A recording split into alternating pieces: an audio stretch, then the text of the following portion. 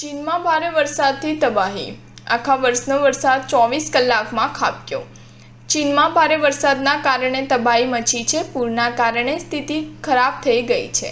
ત્યાં છેલ્લા 24 કલાકમાં જ 1 વર્ષના જેટલો વરસાદ પડી ગયો છે, જેના કારણે ચીનની 31 નદીઓ જોખમના નિશાના ઉપર છે।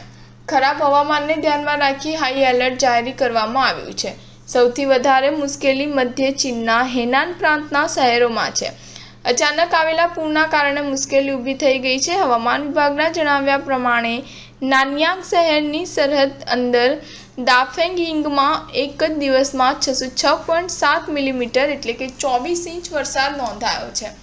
વરસાદનું આ પ્રમાણ વિસ્તારના સરેરાશ વાર્ષિક વરસાદ 800 મીમીની બરાબર છે। બીજી તરફ હેનાન પ્રાંતના અધિકારીઓએ ખરાબ હવામાનને ધ્યાનમાં રાખી હાઈ એલર્ટ જારી કરી દીધું છે। મોડી રાત સુધી પડેલા ભારે વરસાદથી હેનાન, શેડોંગ અને અનહુઈ પ્રાંતમાં પૂરની સ્થિતિ ઉત્પન્ન થઈ છે। વિવિધ ભાગોમાં વરસાદ બાદ એશિયા ભારે સંકટમાં છે। ચીન સૌથી વધુ અસરગ્રસ્ત દેશોમાં સામેલ છે। ચીનને વરસાદી મોસમમાં ભારે તબાહીનો સામનો કરવો પડી રહ્યો છે। ચીનની 31 નદીઓ ખતરાના નિશાના પર છે। અનેક ડેમ ભરાઈ ગયા બાદ સ્થિતિ જોઈને ચીને તેનો સૌથી મોટો ડેમ 3 ગોર્જેસ ડેમ પણ ખોલી દેવામાં આવ્યો છે।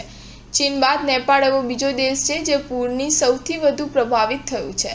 ત્યારબાદ અફઘાનિસ્તાન, બાંગ્લાદેશ અને ભારતમાં પણ પૂરની સ્થિતિ જોવા મળી રહી છે। અફઘાનિસ્તાનમાં 19 અને 20 જુલાઈના રોજ ભારે વરસાદને કારણે પૂર આવ્યું હતું।